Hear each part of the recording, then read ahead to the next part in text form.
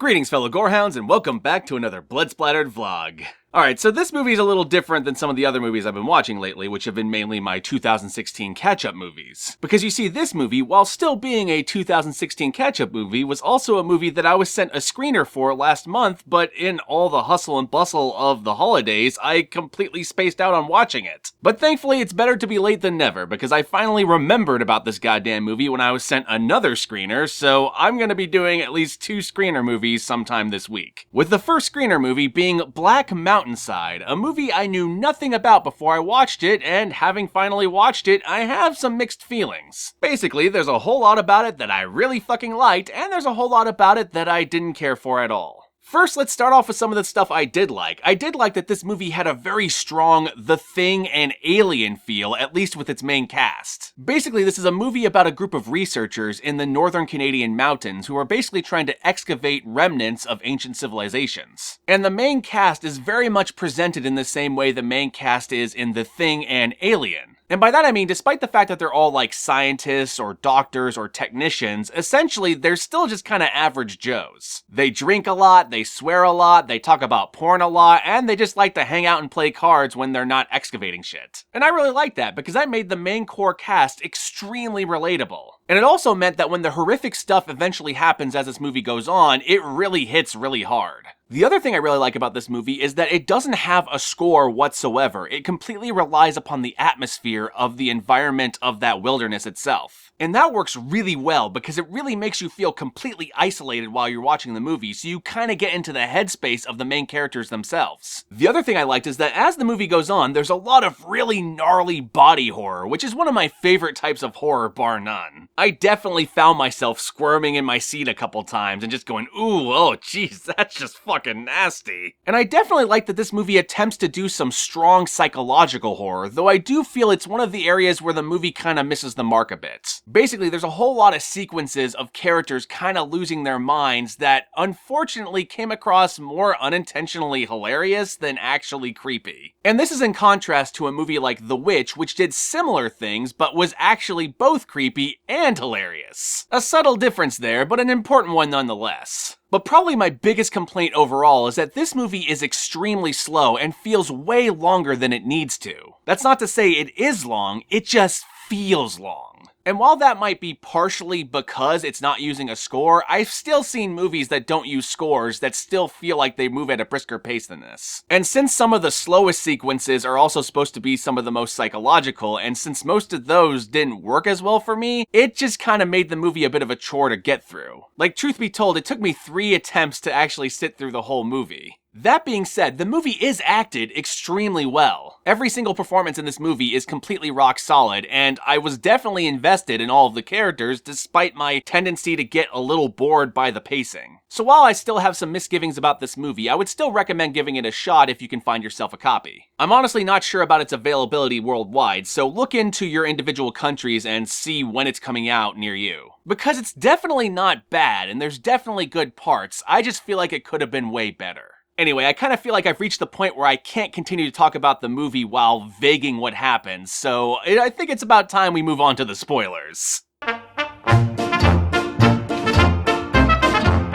Alright, so like I established earlier, this movie is about a group of researchers in the Canadian Northern Mountains who are basically trying to excavate ancient civilizations. And basically, we're introduced to these characters through a new character who flies in because he's basically there to survey the excavation, but by the time he arrives, it turns out that they had actually recently uncovered some sort of hidden structure within the snow. And carbon dating dates this thing back way before any civilization has been recorded in that area. Like, we're talking potentially the Ice Age or pre-the Ice Age. Which, according to the scientists in the movie, is impossible based on all current findings. So if this structure turns out to be legit, then it would be the excavation finding of the fucking century. But unfortunately for these scientists, shortly after this guy arrives, a whole bunch of weird shit starts happening.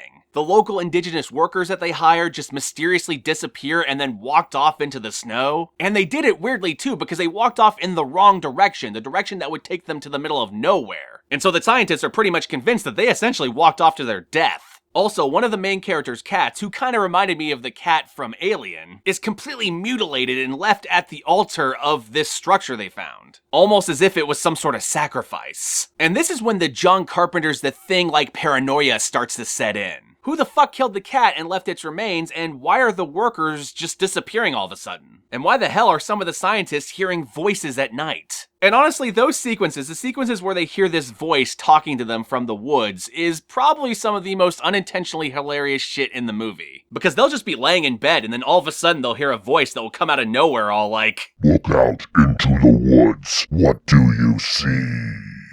What do you see, damn it?" And the voice kind of sounds like the Chaos Reigns fox from Antichrist. But unlike Antichrist, where that was both funny and creepy, in this movie, it just kind of made me laugh. I don't know why, just something about that voice just felt so off. But then there's this great scene where they're all sitting around a table and deciding what they're gonna do now that the whole crew has left. And one of the characters starts choking up this black bile. And while this sequence did feel a little too reminiscent of the scene in Alien where the chestburster jumps out of John Hurt's chest, I still thought it was effective in this movie. I still found myself going, "Oh, geez, what the fuck's wrong with that guy?" But then one day they find him screaming in his room, and then they go to like get to him, and he's got like this fucking like thing growing and pulsating out of his arm. And holy fuck, that sequence is my favorite sequence in the movie because I was just like, oh fuck, what the fuck is happening? It's like something's trying to crawl out of his skin. And then not knowing what to do, they chop off his arm with an axe and then cauterize the wound with a heated shovel. And that's something I actually really like about this movie. Because they're so isolated, they have limited resources, which definitely increases the tension of the movie because they only have so much food or medicine. Not to mention gasoline to power the generators that give them power. And for whatever reason, they can't seem to communicate with their supply outpost. So they're essentially stuck there and super fucked. But then one of the characters going over the like hieroglyphs and the writing on the structures they found, and he discovers this reoccurring figure, this reoccurring deer god. Or at least he thinks it's a deer god. He can't be sure because there has been no recorded translations of whatever the fuck they're reading. Once he discovers this figure of the deer god, the characters also start to see the deer god at night. And holy shit, my fellow gorehounds, I cannot tell you how hard I laughed when the deer god showed up. Normally, I'm all about the practical effects, but for whatever reason, the deer god puppet was just, it reminded me of Evil Dead 2. And I'm willing to admit that's completely unfair because anytime a deer puppet is used, it always evokes Evil Dead 2. But I had a serious hard time taking this deer god thing seriously. And yeah, it turns out it's the one that has the Chaos Reigns style voice. "What do you see, damn it?"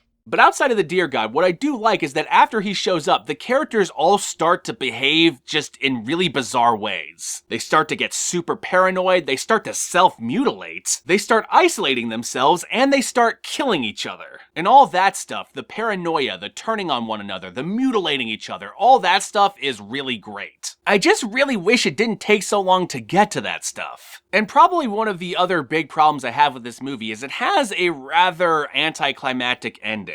And to be fair, I think it was trying to go for an ending kind of like The Thing, where it's left a little open-ended. But by the end of the movie, I did kind of want to know whether the deer god was real or just a figment of their, like, hallucinations. Because the doctor over the course of the movie discovers they may have some sort of ancient plague. And this plague probably has the best fucking effects I've ever heard of a plague. Which is a weird thing to say, but allow me to explain. It turns your cells into little octopuses, which is basically what was growing out of the guy's arms when they had to amputate it. I fucking love it. It adds this Lovecraftian dimension to the whole thing. It's kind of like this movie is The Thing meets Alien meets At the Mountains of Madness. And while I wish we actually got to see some of the characters actually turning into little octopuses, I was still glad that that was the explanation. But yeah, I still wanted to know, was the deer god real or was it a figment of that thing? Like, what the hell was going on at the end? Like, obviously one of the characters decides to blow up the monument to see if it would destroy the deer god, but I mean, did it? Did it not? I don't know. The movie kind of leaves that up to you. Which on one hand, I didn't want to be handheld the whole movie, but on the other hand, I just wasn't really satisfied with the ending. That being said, before I close out this review, I do want to talk about a scene that I also really loved. In one of the sequences in this movie, there's a character who so far has been presented as the most sane. Basically, he's the one who's the most well put together and seems to have like the best handle on the situation. And at one point, he's sitting in the room next to the dead body of the technician guy, and the dead body starts to talk to him and tell him that they're all maggots and that they're all worthless and that they're all like just like insignificant beings, while like something is like moving around in his throat. Like, it is a gnarly scene. And the guy freaks out and just starts beating his head in with a fucking, like, the butt of a gun. And of course, like, a guy walks in, sees him doing this, and he's just like, it was talking to me. I had to shut it up. I had to shut it up. And that sequence was a beautiful sequence. From start to finish, that sequence just shows how good this movie could be. And I kind of wish more of the movie was like that. And with that all said, my fellow Gorehounds, I'm gonna go watch the other screener that was sent to me, and I'll catch y'all later.